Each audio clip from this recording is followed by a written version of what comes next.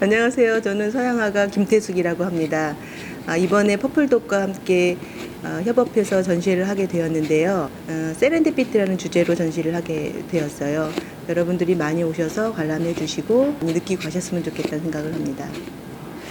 저는 고등학교 때부터 미술을 시작하게 됐는데요. 보통 뭐 재능이 있다던가 아니면은 뭐 주변의 환경이 미술을 많이 접했다던가 아니면은 주위에 권위가 있다거나 뭐 이런 식으로 미술을 시작하는데 저는 정말 즉흥적으로 미술을 시작한 케이스예요. 그래서 고등학교 때 저희 집 2층에 미술 선생님이 사셨나 봐요. 그 중학교 선생님이 다른 데로 정근을 가시면서 붓을 두고 가신 거예요. 한뭉태기의 붓을. 근데 그걸 이제 저희 부모님이 바로 버리지 않으시고 뭐 귀한 건가 싶으니까 이제 저한테까지 넘어왔어요. 그래서 제가 그 붓을 이렇게 하나하나 보면서 미술을 한번 해볼까? 이런 아주 즉흥적인 우연이 있었어요. 그래서 제가 부모님한테 말씀드렸고 그냥 해봐라 또 가볍게 말씀을 하셔서 그 다음 날로 바로 저희 학교에 이제 미술로 유명한 친구가 있었는데 그 친구한테 가서 나 미술을 해보고 싶다. 그래서 그 다음날 화실 가고 이래서 미술을 시작하게 됐어요. 그리고 지금 제가 그 즉흥적인 우연이라는 부분을 이제 생각을 좀 해봤거든요. 내가 왜 그때 정말 왜 갑자기 아무 의미 없이 무모하다 싶을 정도로 미술을 하겠다고 생각을 했을까? 그 붓을 보고 지금 생각해 보면 그 붓은 유화붓이었어요. 그때는 무슨 붓인지도 몰랐죠. 근데 닳아 없어져서 버려야 되는 붓이었던 거예요. 그래서 그분은 버리고 가셨죠.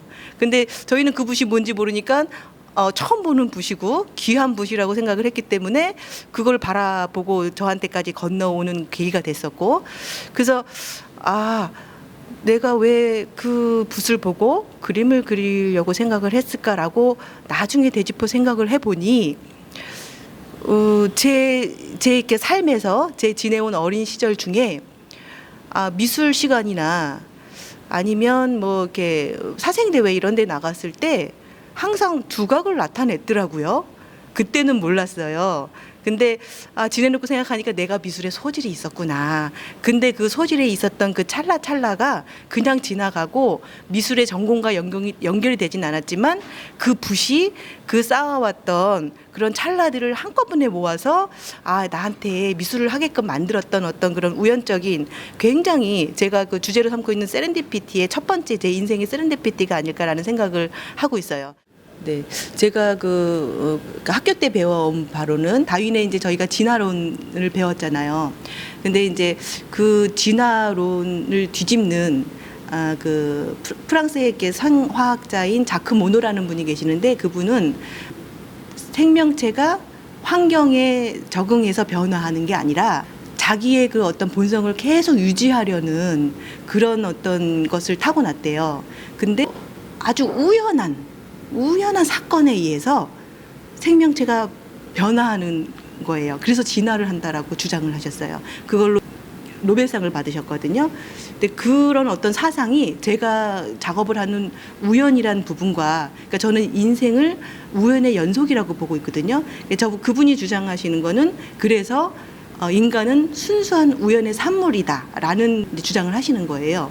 그래서 제가 생각했을 때 생각했던 우연과 제 그림의 뒷받침을 할 수 있는 이론적인 어떤 사상의 배경이 된다라고 생각을 해서 이분의 책을 읽고 발상의 전환과 그다음에 제 그림을 아주 단단하게 받쳐줄 수 있는 이론이라 생각해서 그분이 저한테 영향을 많이 줬다라고 얘기할 수 있겠네요.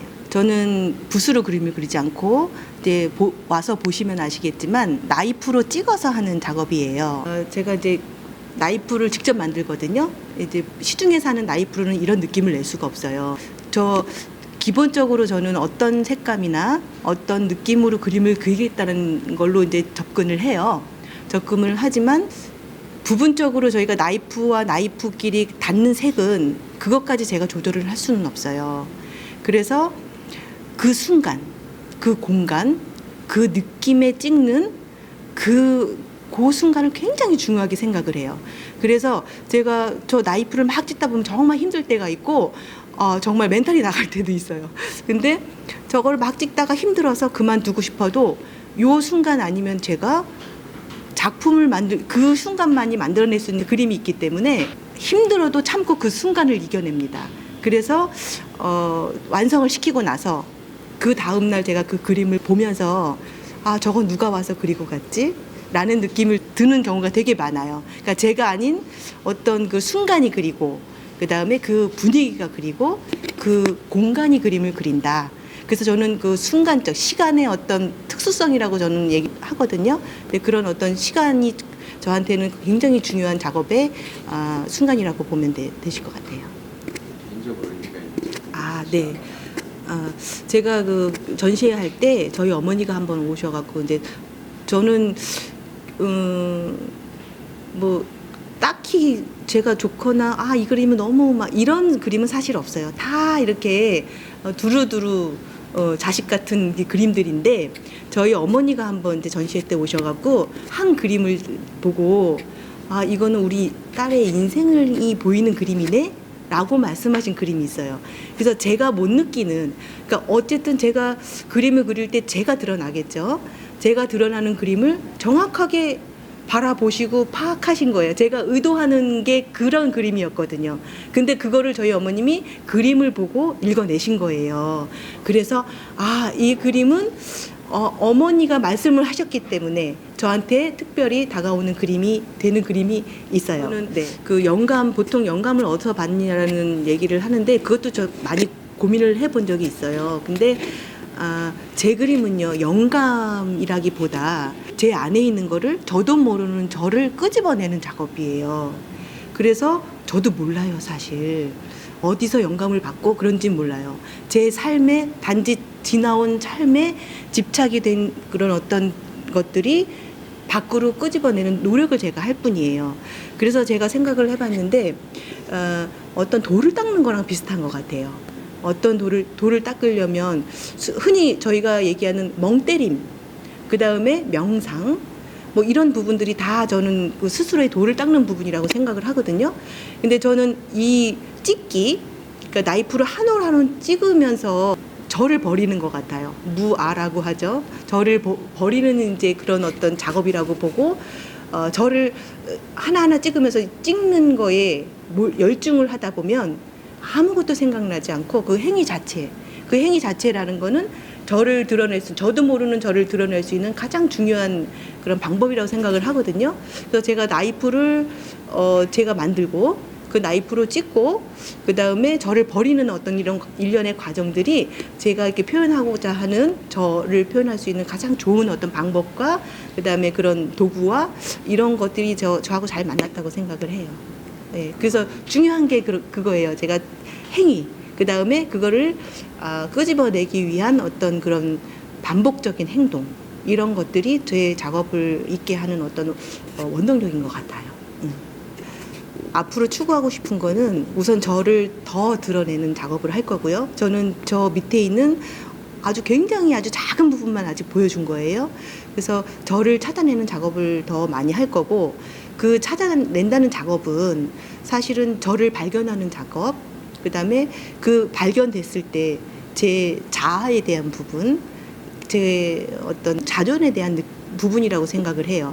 그래서 그걸 다 알고 파악하고 그랬을 때 제가 객관적으로 저를 바라보는 눈이 생기고, 그 다음에 관조적인 입장에서 이렇게 삶을 바라보거나 하는 능력이 생기는 것 같아요. 그러면 내가 내 밖으로 나와서 본다는 거는 굉장히 나를 조절할 수 있는 능력이 생기는 거거든요. 그래서 어떤 화남, 즐거움, 이런 부분들을 컨트롤이 가능한 지경으로 만들어주는 어떤 그런 부분인 것 같아요. 요즘에는 그 과학 발전 4차 혁명 시대라고 하잖아요. 산업혁명이 되지만 저희들의 감수성은 그걸 따라가느냐, 못 따라가거든요. 그래서 문화적으로 저희가 접근을 해서 그런 감수성을 키워야 그런 산업혁명을 따라가면서 저희가 삶을 영유하는 데 굉장히 큰 도움이 돼요. 그런 것들이 따라가 줘야 되는데, 그런 것들은 자기의 자아를 발견하고 자기를 바로 보는 연습을 해야 되거든요.